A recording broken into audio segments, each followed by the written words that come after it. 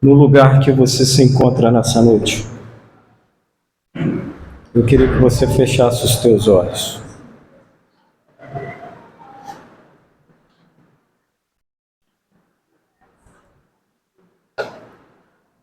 Você pudesse fechar os teus olhos nesse momento e contemplar a bondade do Senhor, a paz do Senhor, o amor do Senhor.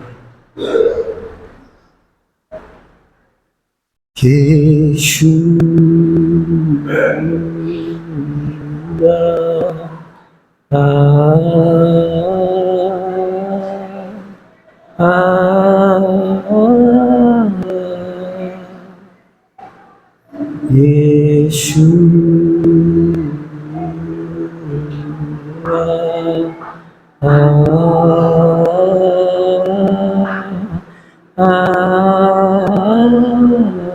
continue cantando.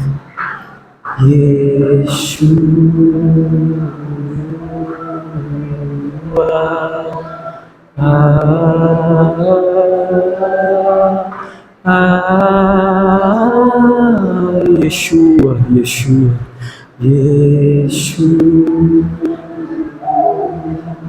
Na tua palavra, Senhor, no teu nome há poder. Enchemos esse ambiente, Senhor, agora com o teu nome, Jesus, Jesus. Enche, Senhor, não somente esse ambiente, inunda, Senhor, o nosso coração, o nosso ser. Inunda, Senhor, com a tua palavra, ó Deus, a nossa alma, o nosso espírito, Senhor, porque no teu poder a cura, no teu poder a libertação, no teu nome, Senhor, a livramento, no teu nome, Senhor, demônios batem em retirada, no teu nome, Senhor, nós somos purificados, no teu nome nós somos justificados, no teu nome, Senhor, no teu nome, Senhor, nós contemplamos o verdadeiro amor, no teu nome, Senhor, entendemos o valor do sacrifício, no teu nome, Senhor, a beleza da tua santidade, no teu nome, Senhor, a beleza dos céus, no teu nome, Senhor, o valor da obediência, no teu nome, Senhor, o perdão e a paz.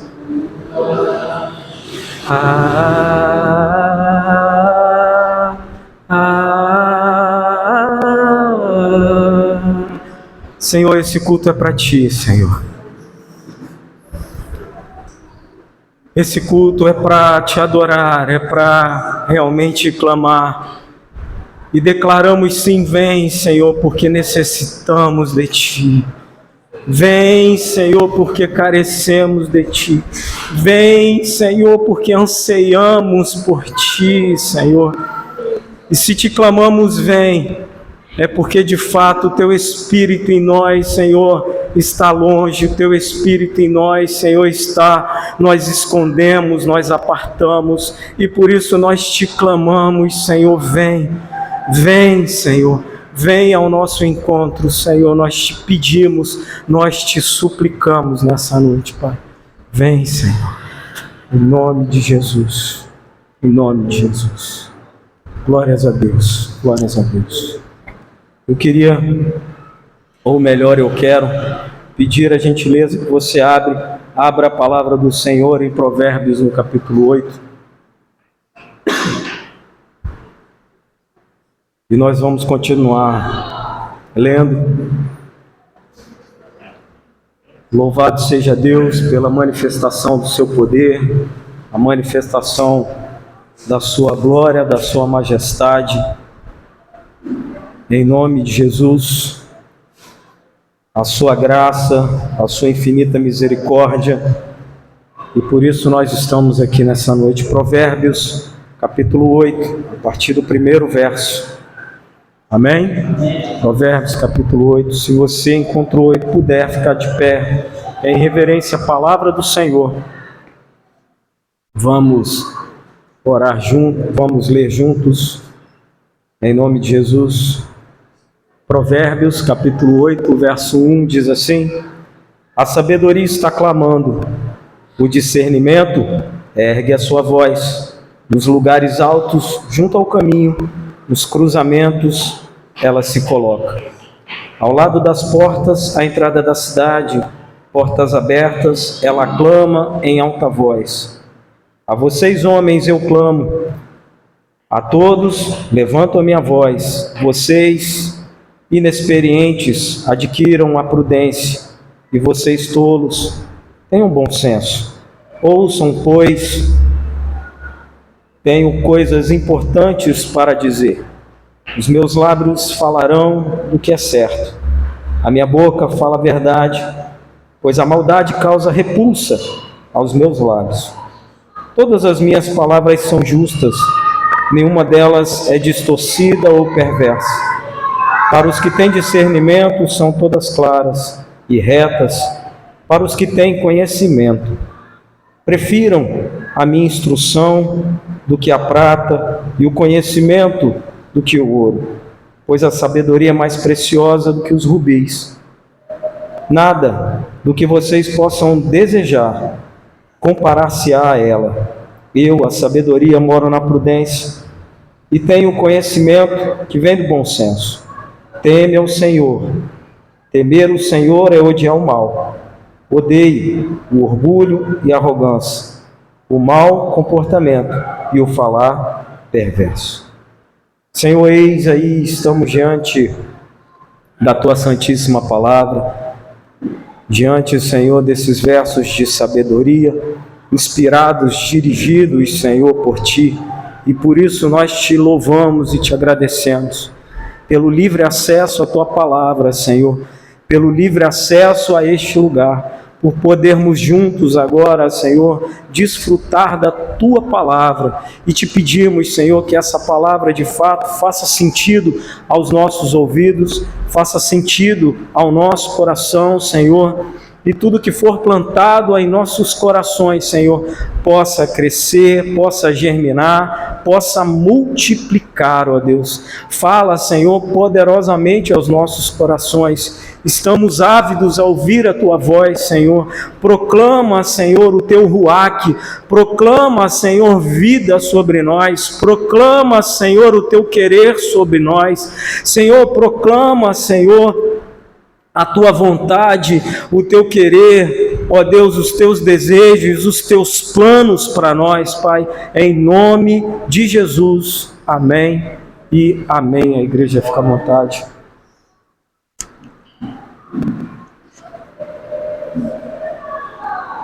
Irmãos, o livro de Provérbios, a partir desse capítulo, ele ainda enfatiza muito o aspecto da sabedoria. Nós já falamos muito sobre exatamente a sabedoria. E do capítulo 9 em diante, nós começamos a encontrar bastantes provérbios de conselho, provérbios de orientações.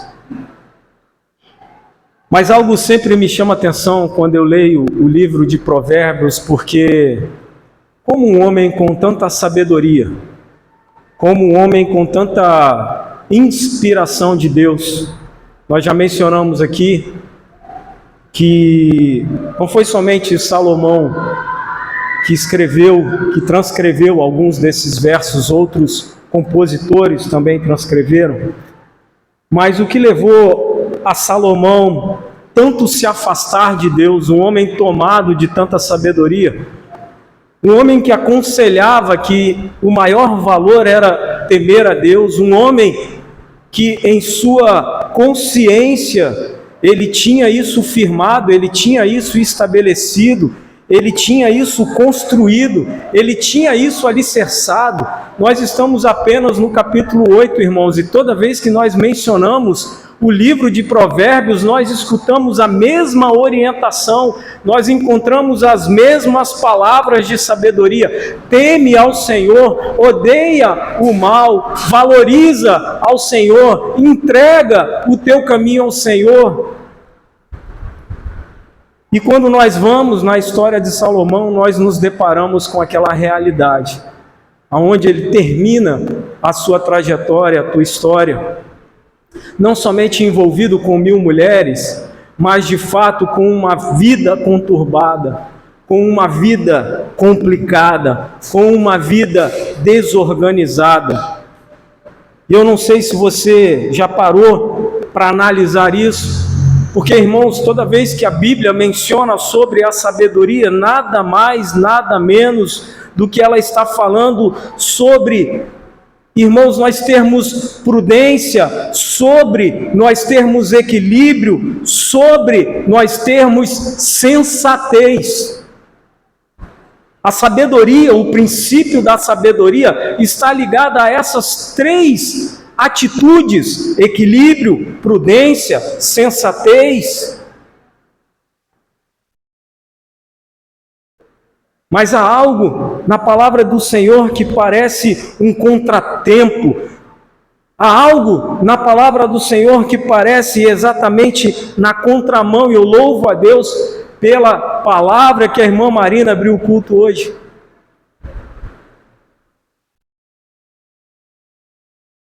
Porque foi algo exatamente que Deus colocou no nosso coração para trazer à igreja hoje. O primeiro versículo que a irmã Marina leu, lá em 1 Coríntios capítulo 13, verso 1, diz o quê? Se eu não tiver amor, de nada vale.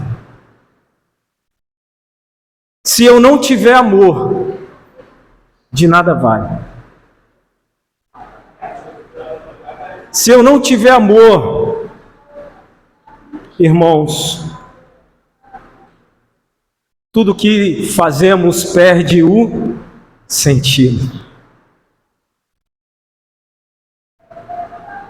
Nós estamos vivendo um tempo, irmãos, que parece literalmente aquele tempo lá atrás, aonde Deus conduzindo o povo no deserto, Deus falava para Moisés algo recorrente, que era: o meu povo me adora com os lábios, mas o seu coração está longe. E confesso aos irmãos que essa semana refletimos muito exatamente sobre esse aspecto. O quanto almejamos ter uma casa bacana, ter um carro legal, ter uma família exemplar, ter um bom emprego, trabalhar numa boa empresa. E o quanto nós estamos afastados do ser.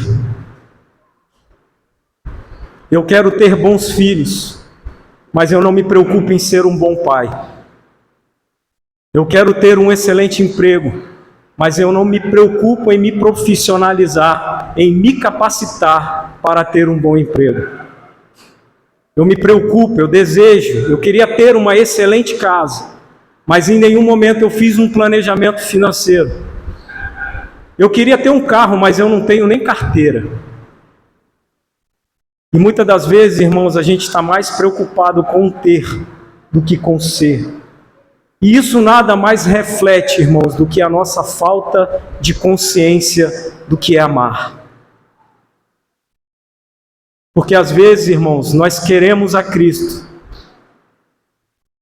mas nós não queremos nos tornar como Cristo. Porque esse é o chamado de Deus para o seu povo. Esse é o chamado de Deus para aqueles que o recebem, para aqueles que o aceitam. Esse é o chamado de Jesus para nós, negarmos a nós mesmos. E quando eu nego a mim mesmo, irmãos, a gente vai falar de algo extremamente dolorido. Estava falando agora com o tia Ailton, que hoje ele participou de um velório. E aí você vai falar de algo extremamente dolorido, que é a morte. E ninguém quer morrer para os seus próprios desejos. Ninguém quer morrer para as suas próprias vontades. Ninguém quer morrer para aquilo que você pensa, para aquilo que você acha. Ninguém quer morrer. E pasmem, irmãos, a nossa caminhada com Cristo é uma morte lenta e diária. A nossa caminhada com Cristo é uma morte lenta e diária. E por mais absurdo que isso possa chegar aos teus ouvidos, isso é para nos alegrar. Porque a palavra de Deus diz que não há um justo sequer na face da terra. A palavra de Deus nos diz que não há nada que possamos fazer que nos tornemos merecedores da sua glória e do seu sacrifício. A palavra de Deus nos deixa claro, irmãos, que a nossa natureza, ela é podre, ela é fétida, ela é exatamente tudo aquilo contrário ao que fomos criados e estabelecidos por Deus.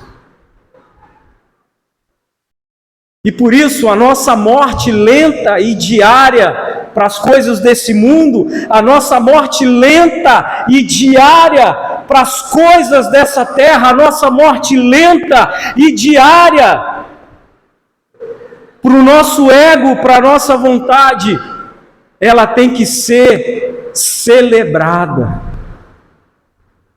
Porque a cada dia que eu me mortifico, a cada dia que eu me diminuo, é física. Dois corpos não podem ocupar o mesmo espaço. Se eu diminuo, ele cresce. Se eu diminuo, ele cresce. Se eu estou morrendo, ele está vivendo em mim. Se eu estou morrendo, Jesus está vivendo em nós. E por isso, irmãos, a sabedoria é valiosa, sem dúvida alguma, valiosíssima. Mas não vale de nada a sabedoria sem o amor. O que seria daquele sacrifício na cruz de Cristo por nós sem o amor?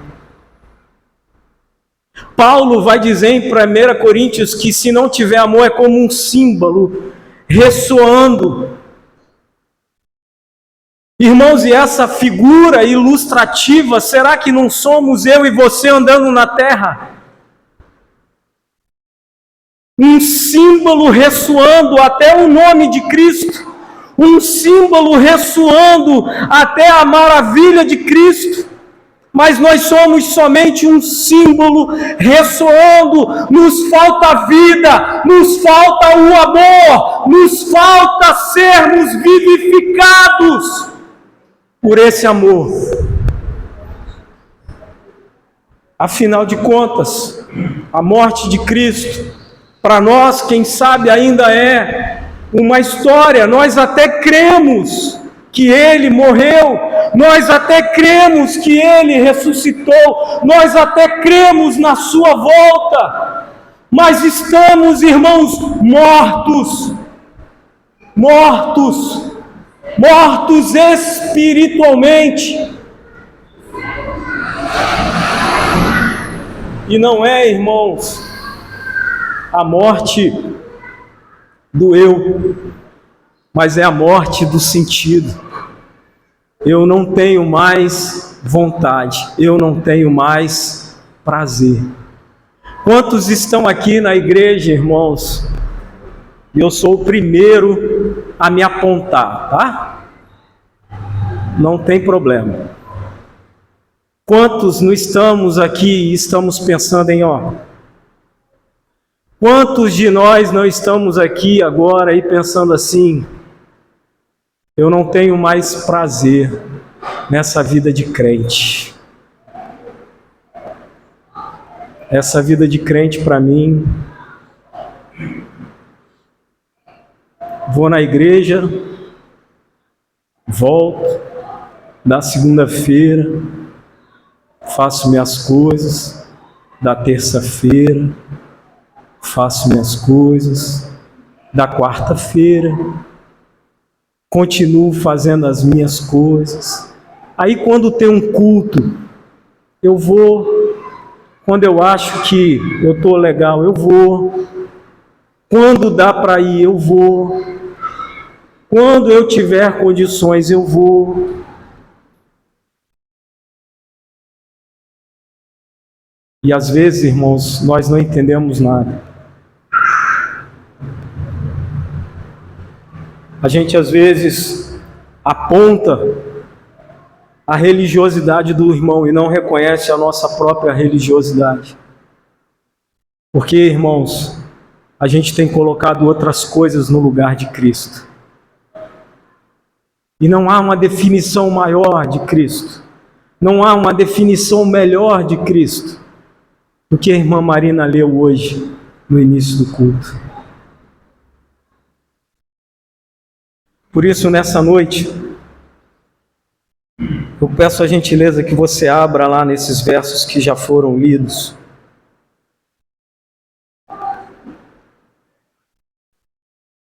E se você que está aqui é um discípulo de Deus, uma discípula de Deus, você vai tomar posse dessa palavra em nome de Jesus. E a tua vida de crente vai ser diferente. Porque, irmão, ser crente aqui dentro é muito fácil. Ser crente aqui dentro, você põe uma roupinha bacana, um perfuminho, chega aqui, legal, os irmãos todos juntos, é fácil. Eu quero ver quando e como a gente está sendo crente lá fora.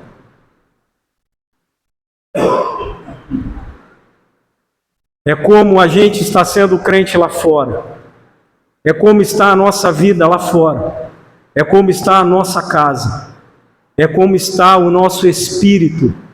É como estão os nossos desejos. Como estão os nossos anseios. Quais são as nossas prioridades.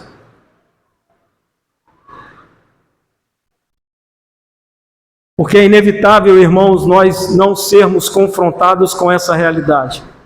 O que Deus nos quer é que a cada dia a nossa natureza seja sacrificada. E aí nós nos deparamos com a realidade do dia. É o filho que morre num acidente de moto. É a situação econômica que nós nos encontramos. É a bagunça, a defamação, a vergonha que estão fazendo com o nome de Deus na terra. E qual vai ser a resposta da igreja? Qual vai ser a resposta de nós que estamos aqui nessa noite diante dessas situações? Quando nos deparamos com as injustiças e com as corrupções do dia a dia, qual tem sido a nossa atitude diante disso? Quando temos visto, quem sabe no trabalho, quem sabe na escola, quem sabe em alguma amizade, nós estamos vendo traição, nós estamos vendo roubo, nós estamos vendo injustiça, e qual tem sido a nossa reação diante desses problemas, dessas situações?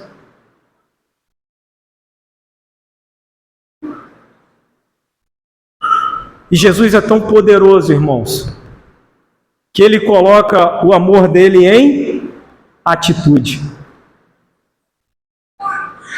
Ele coloca o amor dele de uma forma, não de sentimento. Eu gosto de você, então eu te amo. Não, não é porque eu gosto de Cristo, eu amo a Cristo. Não. Isaías ainda diz que ele não tinha beleza nem formosura.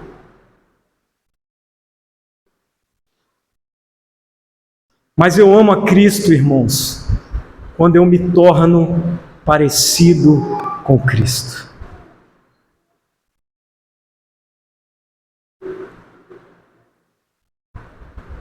O verso de número 4 de 1 Coríntios 13, vai dizer a primeira coisa, a primeira atitude de definição que é amor. E qual é a primeira atitude de definição do que é o amor? paciência. Verso 4, Samuel. 1 Coríntios 13, 4. Por mais que a gente possa mudar a versão, está claro. O amor ou seja, o significado de amor é ter paciência.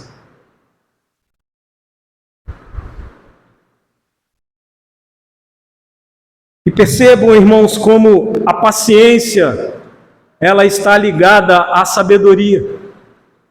Porque a paciência não é simplesmente esperar, ou a paciência não é simplesmente aguardar.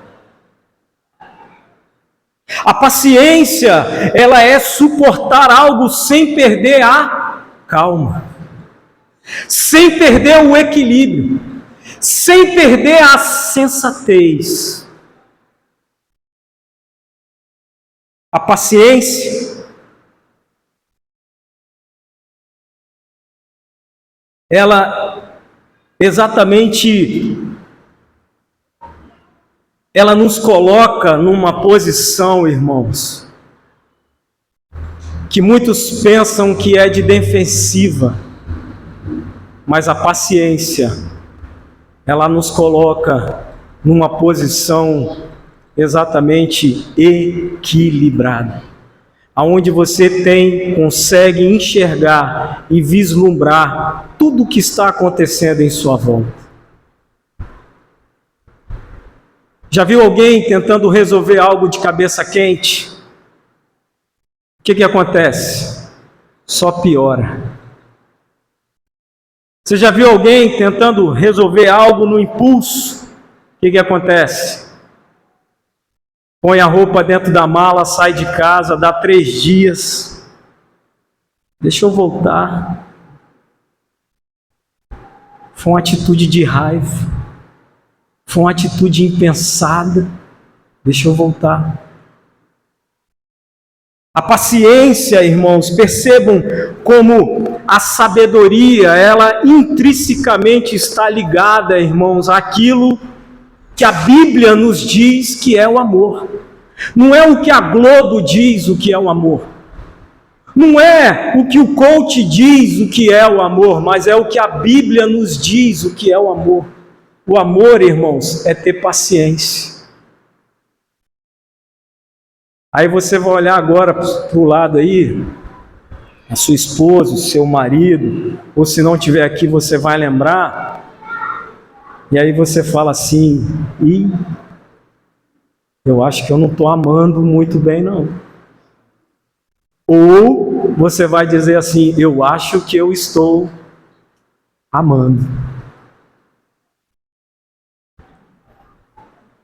Tem uns caras balançando a cabeça com convicção. Gostei de ver.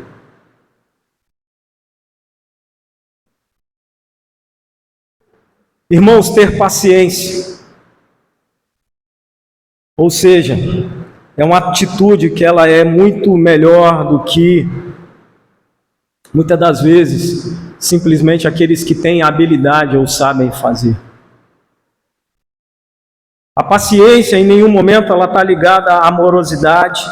A paciência, ela não está ligada à omissão. Mas a paciência, ela está, sim, ligada ao tempo certo. E o controle do tempo certo está nas mãos de Deus. Ele continua dizendo ainda no verso 4 que o amor ele é bondoso. E depois ele diz que o amor não inveja. E o não invejar, irmãos, está ligado exatamente ao que o nosso próximo é. A posição que o nosso próximo tem. Quem é o nosso próximo? E a Bíblia diz que a inveja é a raiz de vários problemas.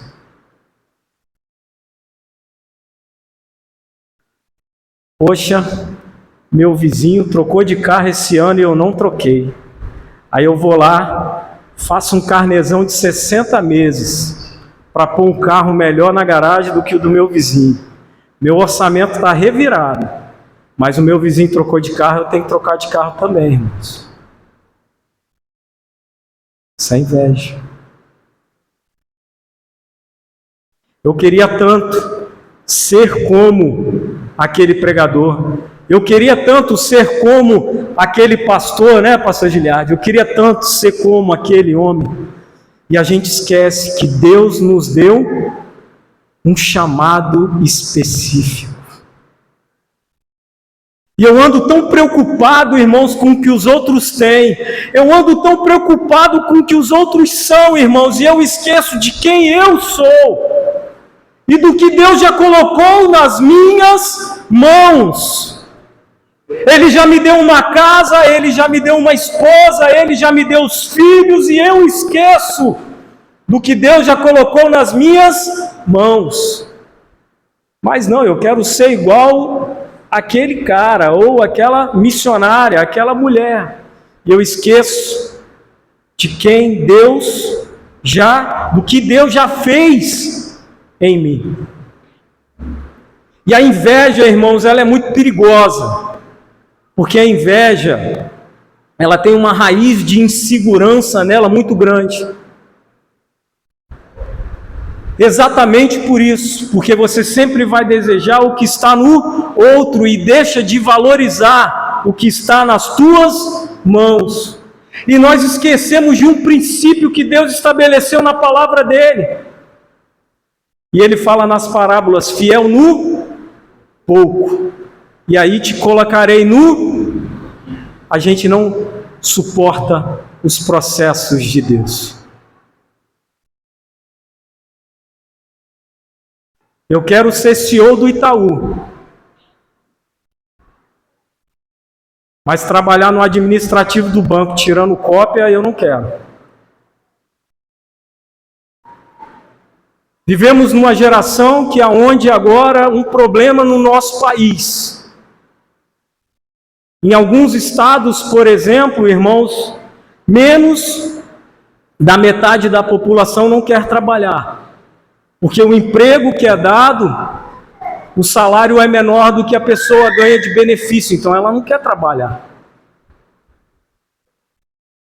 Ela recebe benefício, ela não quer trabalhar. Um dos estados do nosso país que mais é assolado por esse problema é o Maranhão, por exemplo.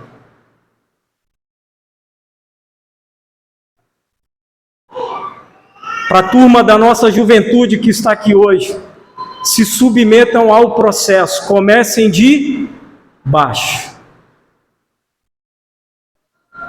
Mas não, como diz o ditado do brasileiro, chegou agora, quer sentar na janela.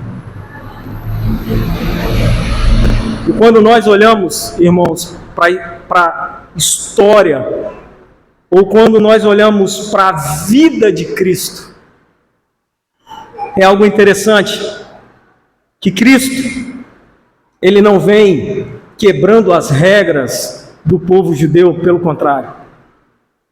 Mas Cristo vem como? Nasceu bebê. Ele não é o Filho de Deus? Podia ter descido um raio.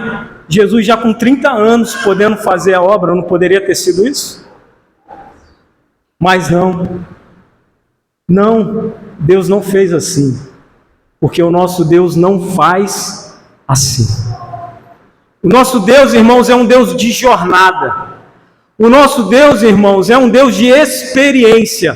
O nosso Deus, irmãos, é um Deus de processo. Por isso, não inveja. Por isso, não inveja.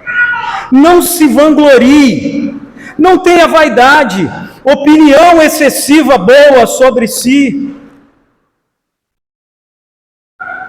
Irmão, Jesus o tempo todo falava: eu não estou aqui por mim, estou aqui por meu Pai. Essa é a expressão de amor de Cristo. Irmãos, a nossa vida deve ser essa. Nós estamos vivendo por Cristo. Nós temos a nossa família, temos os nossos filhos, temos esposa, temos um monte de coisa. Mas por quem nós estamos vivendo? Por quem nós estamos gastando a nossa vida? Quem de fato é a prioridade na nossa vida, irmãos? E isso é muito forte, porque aquilo que está ligado às nossas prioridades está ligado exatamente àquilo que amamos. A Bíblia diz: aonde está o teu tesouro, está o teu coração. E na sequência ele fala: não se vanglorie, mas também não se orgulhe, não tenha esse excesso de admiração por si próprio, baseado naquilo que Deus te deu, as tuas qualidades e capacidades. Porque o orgulho, irmãos, ele precede a queda. O orgulho, ele traz arrogância. O orgulho, ele traz egoísmo e coisas exatamente opostas àquilo que Cristo é. E aquilo que deveremos ou deveríamos ser. Irmãos, Deus, sem dúvida nenhuma, capacitou já a cada um de nós que estamos aqui para algo.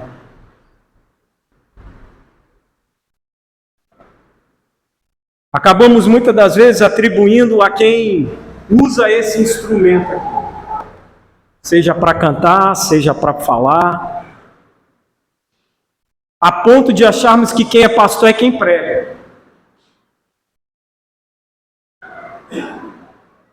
Muita gente, quem sabe, ainda pode achar isso. Pastor é quem prega. E a pregação nada mais é do que uma das suas atribuições.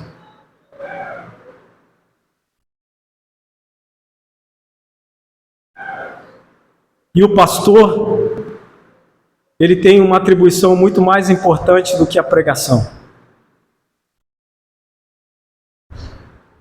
E a gente, é interessante, né, porque no nosso meio mesmo, para ser pastor, você tem que ir para um seminário. E no seminário você vai aprender a parte teórica. Isso é válido, valiosíssimo. E é engraçado, né, pastor Giliardi, que no curso do seminário ele não tem um curso para cuidar das vidas. Ele não tem nenhum momento de sala de acompanhamento. Né, irmã Cláudia? Não tem. Quem fez seminário aqui sabe. O curso de seminário, você não se depara exatamente com a reflexão do contraponto mais difícil que Deus coloca à igreja nos seus dias de hoje. Quantos de nós que estamos aqui durante a semana falam assim: o ser humano é a coisa mais difícil que existe na terra? Olha, eu não vou nem sair na rua hoje não, porque eu não quero me deparar com nenhum ser humano, eu vou ficar em casa. De tanto que eu não quero ver o ser humano. Ontem sexta-feira, nós falávamos isso. E eu digo contraponto, irmãos, porque nós estamos deixando de lado, ou nós não estamos amando aquilo que Cristo mais ama. As pessoas. É claro que por amar as pessoas, elas não deixam de ser difíceis, amém? Eu sou difícil. Esse não é a questão. Mas a questão é que a gente tem que amar.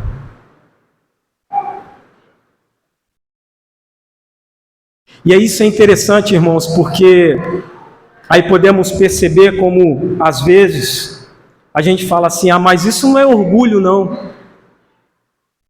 Mas a gente está tão voltado para nós mesmos, no intuito de se defender das coisas do mundo. E o que Deus espera de nós não é a nossa defesa.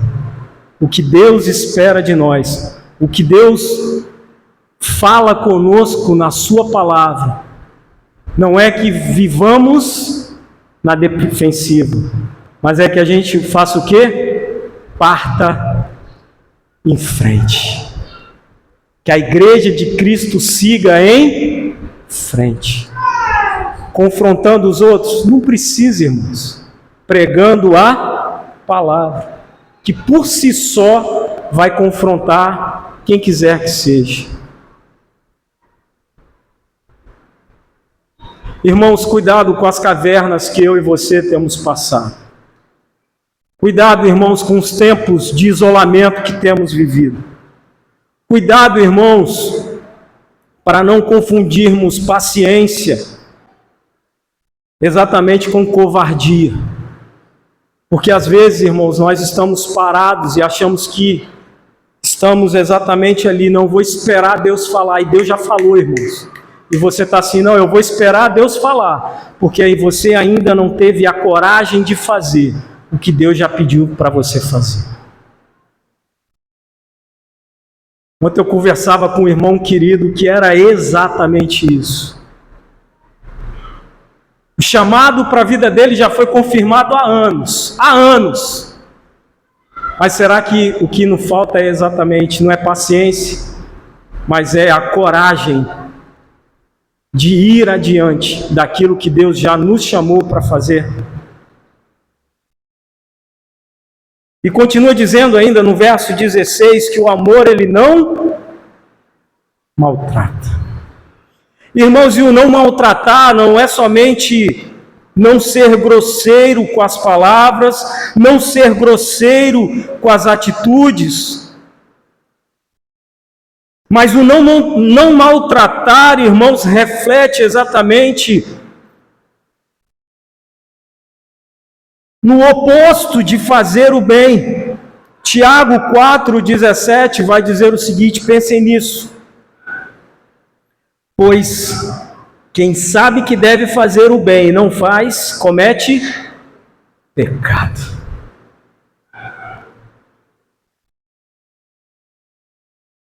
É interessante, eu gosto sempre de falar, principalmente nos estudos, como Deus eleva o nível.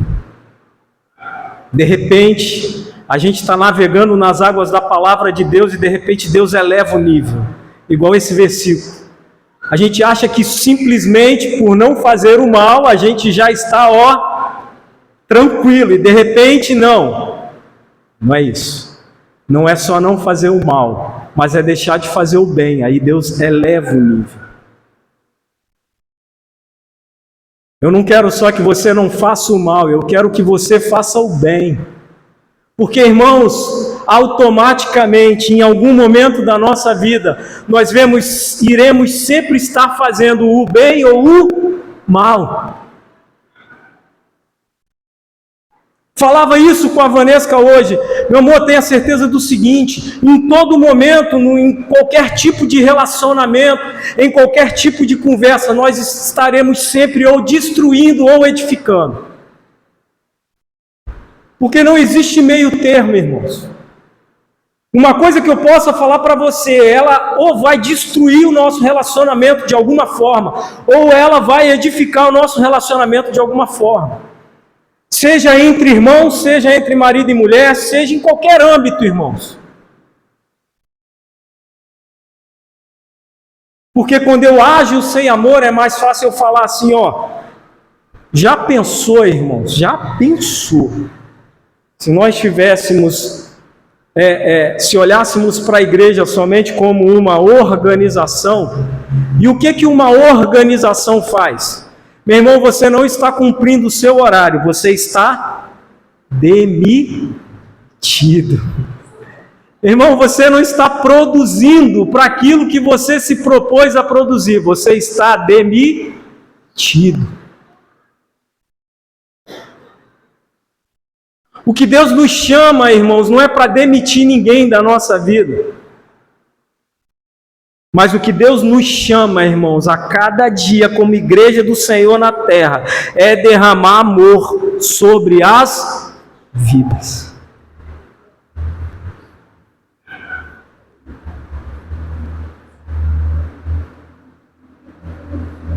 E por isso, derramar amor sobre as vidas é não maltratar.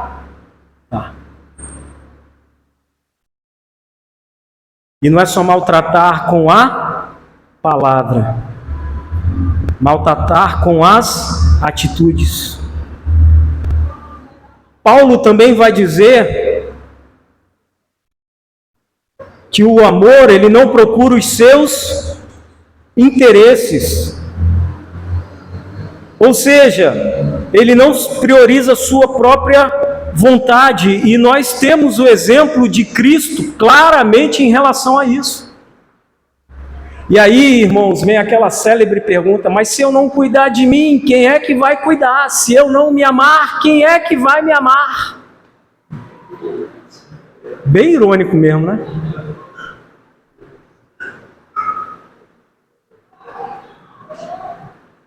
É porque a gente esquece que quem nos ama, o primeiro foi Cristo. É que a gente esquece, irmãos, que a gente deposita muitas coisas, muitas expectativas nos outros. E amar, irmãos, guarde isso no teu coração. Amar não é depositar as suas expectativas nos outros. Amar é uma atitude sua, independente do que o outro faça. Isso é amor.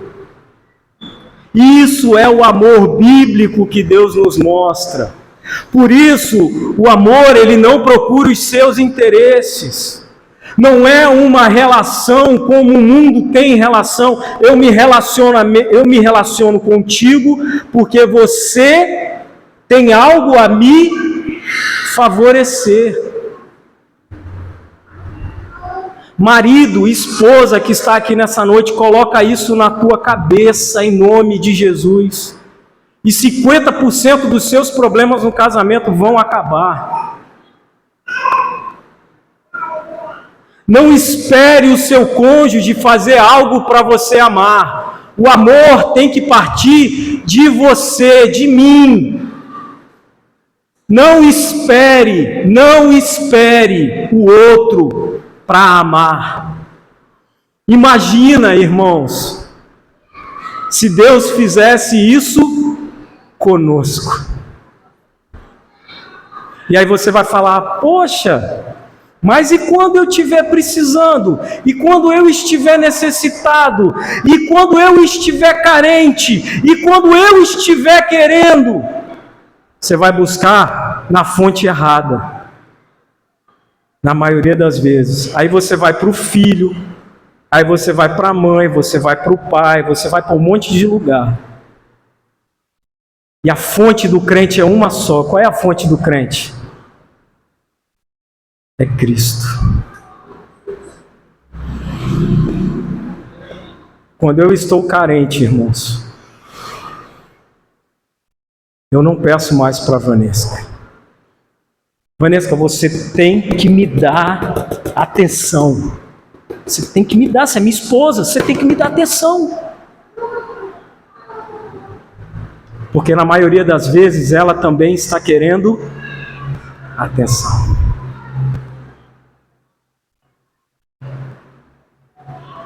E aí, irmãos, o amor, ele não procura os seus interesses.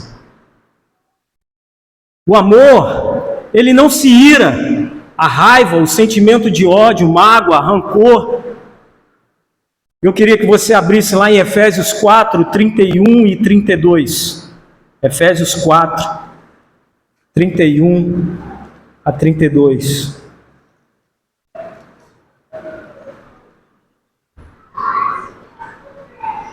Livrem-se, de toda amargura, indignação, ira, gritaria e calúnia, bem como de toda a maldade. Verso 32.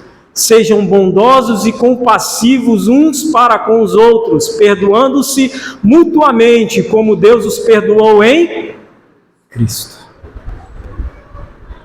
Interessante que é fácil a gente ser cordial com quem a gente não conhece. Agora eu quero ver a gente ser compassivo e cordial com quem está na nossa intimidade. Não se ira, não se guarda rancor, Pastor Giliardi, no domingo passado, falava com tanta clareza sobre o perdão, irmãos. A gente quer amar e está com o coração, como o pastor Giliardi diz, petrificado.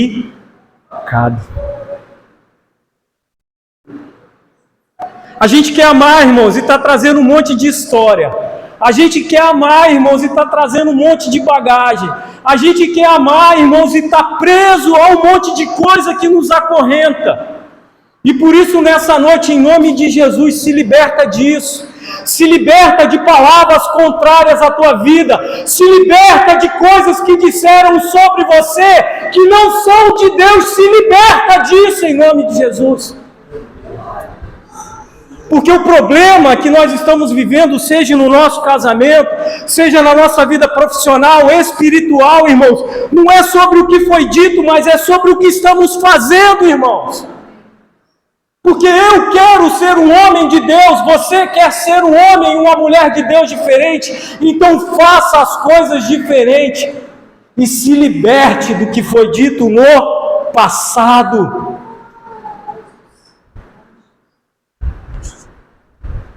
Você não vai se dar bem. Você não deve fazer. Meu irmão, minha irmã, acabou, aconteceu, já passou. Você hoje está aqui e a sua realidade hoje é essa. A grande questão é o que nós vamos fazer de agora em diante. Porque se eu continuar vivendo do mesmo jeito que eu vivia antes, carregando esse fardo, irmãos, o teu casamento, o meu casamento iria dar certo. Ei, vira a página, não guarda rancor. E aí você começa a analisar, será que de fato eu tenho amado? Será que de fato eu tenho amado a minha esposa? Será que de fato você, mulher, tem amado o seu marido? Será que de fato eu tenho amado os meus filhos? Será que eu tenho amado os meus irmãos? Porque o amor, ele nos chama para sermos justos e honestos. O justo é tratar as pessoas com respeito, e o honesto é ser sincero e íntegro. Não é simplesmente em ser justo na medida, mas em ser justo no respeito. E a honestidade, irmãos, é na sinceridade, na transparência e na integridade. Irmãos, nós queremos construir relações sólidas, mas não conseguimos ser sinceros e verdadeiros. Se você traz isso para o seu casamento, imagina, namora não sei quantos anos, já com certo tempo casado, aí depois vai descobrir o quê? Os segredos lá do passado.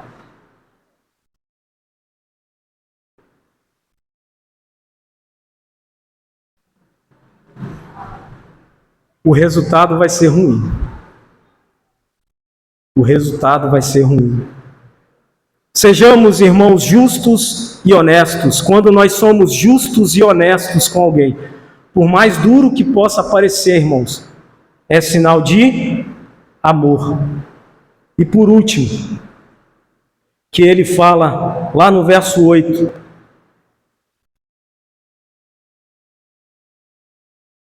o amor nunca perece, mas as profecias desaparecerão, as línguas cessarão e o conhecimento passará.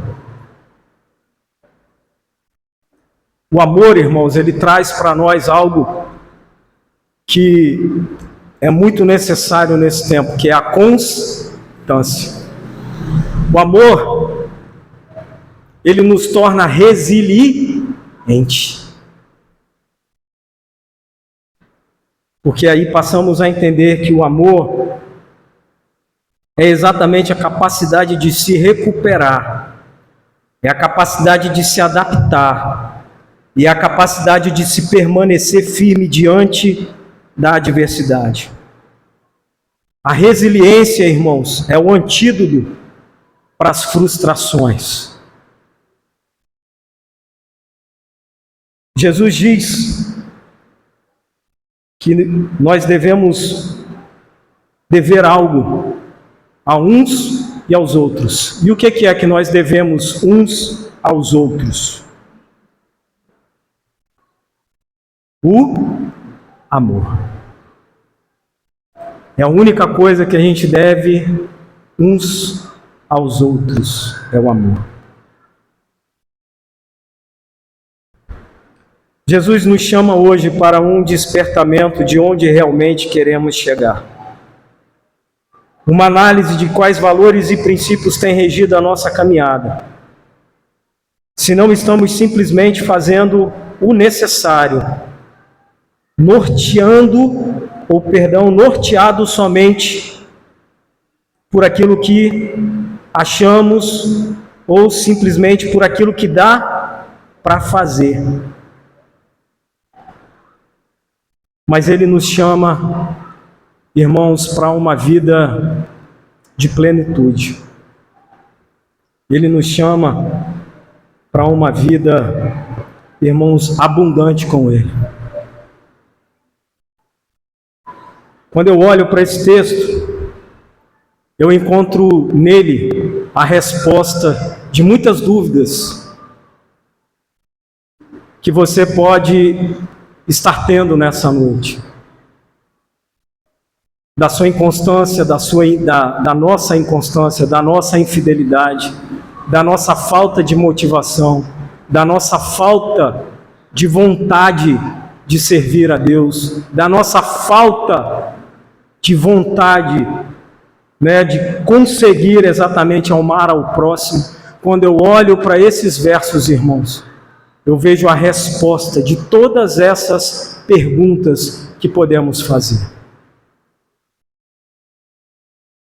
Alan, ou Dudu, tanto faz, toca aquele louvor, Que Amor é Esse aqui. Irmãos, Deus nos deu esse amor incondicional. E esse amor incondicional inunda a nossa alma, a ponto da gente transbordar. Seja cheio daquilo que Deus quer te dar. E o que Deus quer te dar é isso. O que Deus tem nos dado é isso, irmãos, a cada dia. A cada dia nós abrimos os olhos, irmãos. A misericórdia do Senhor nada mais é do que o seu amor. A graça do Senhor que superabunda nesse tempo sobre a nossa vida, nada mais é do que o amor do Senhor sobre nós, irmãos. Ele simplesmente não nos amou só quando enviou a Cristo e Ele foi crucificado, não. Ele nos ama a cada dia. Não foi um gesto isolado, porque aquele gesto de Cristo na cruz, ele ecoa, irmãos, pelo tempo, ele ecoa pela eternidade, ele vai continuar ecoando, porque tudo isso vai passar, mas ele jamais passará. Amém.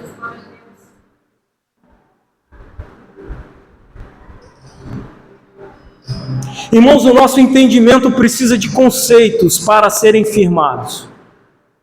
Esse texto nos trouxe conceitos do que é amor. Mas agora eu quero te convidar, irmãos, a viver isso. Lógico que a forma de viver isso é em atitude. Mas eu quero te convidar a viver isso. Viver amando, irmãos, não é jogando rosa para todo mundo que passa na rua. Isso não é amar, irmãos. O amor verdadeiro é exatamente quando alguém pisa no teu pé, quando alguém te confronta, quando alguém te dá uma fechada, quando alguém bate no seu carro. É quando alguém entra na fila lá, na sua frente.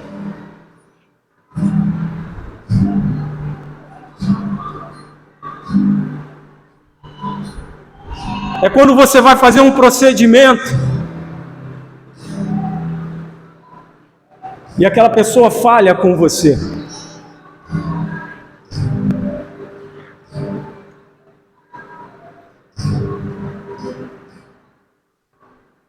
O amor é isso. É quando a gente vai sair na rua. Você vai sair na rua e você vai ver um monte de coisa horrenda na rua. Mas a gente vai conseguir olhar não só para as coisas horrendas, mas a gente vai enxergar e ver assim, ali tem pessoas que Deus criou. A mulher pode estar pelada lá na rua, irmãos, mas foi Deus que criou ela. Ela pode estar se prostituindo agora, mas foi Deus que criou ela.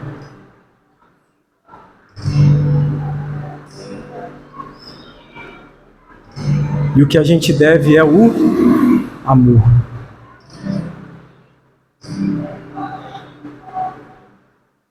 A Bíblia, ela nos enche de discernimento. Salomão ainda diz que há tempo para todas as coisas debaixo dos céus e na terra. Realmente há tempo para tudo, irmãos. E você vai ter o discernimento certo para fazer as coisas certas. Mas só quando estiver cheio do amor de Deus.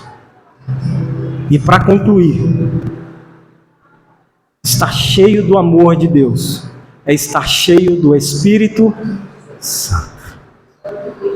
Gálatas 5, 23 em diante. Fruto do Espírito: alegria, bondade, paciência. Quando eu estou cheio de amor, eu estou cheio de Cristo, do seu Espírito. Imagine, irmãos, hoje, agora, já estamos encerrando 8h40 da noite. Cada igreja em Guarapari saísse radiando amor por essa cidade. O impacto que não seria na nossa cidade.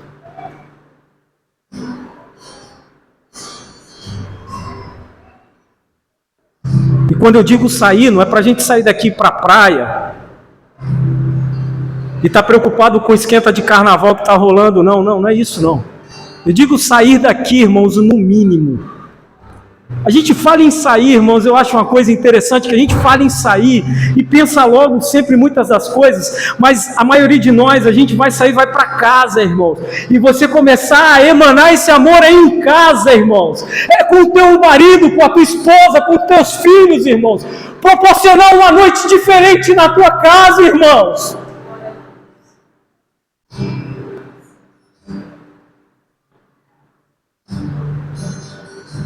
Porque a igreja só vai se tornar saudáveis quando nós tivermos lares de fato saudáveis, famílias saudáveis.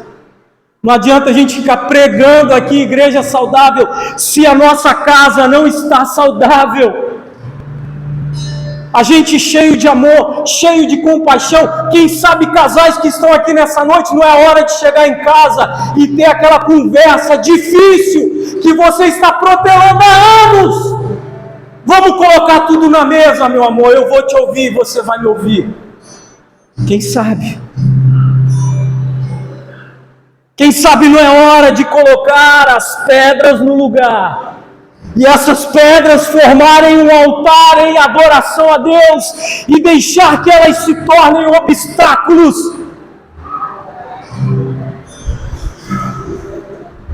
Meu amor, vamos fazer diferente na nossa casa. Você, mamãe, que luta com os seus filhos, quem sabe hoje à noite não é uma noite diferente. Vem cá, meus filhos, eu quero fazer algo diferente com vocês. Vamos orar juntos. Dê um abraço de 30 segundos em cada filho seu. Dê um abraço de 30 segundos em cada filho seu.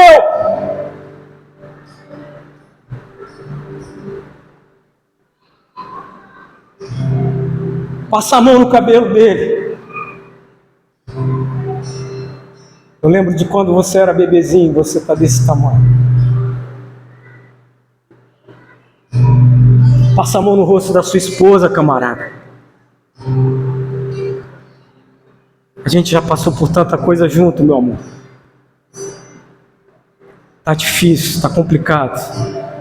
Mas vai dar certo. Vai dar certo. Vai dar certo. Aí você vai começar a ver o impacto disso na tua família. Você vai começar a ver o impacto disso nos teus vizinhos. A gente quer sair, quer ir lá para a beira da praia, preocupado com o esquenta do carnaval. E a gente esquece, irmãos, da nossa casa.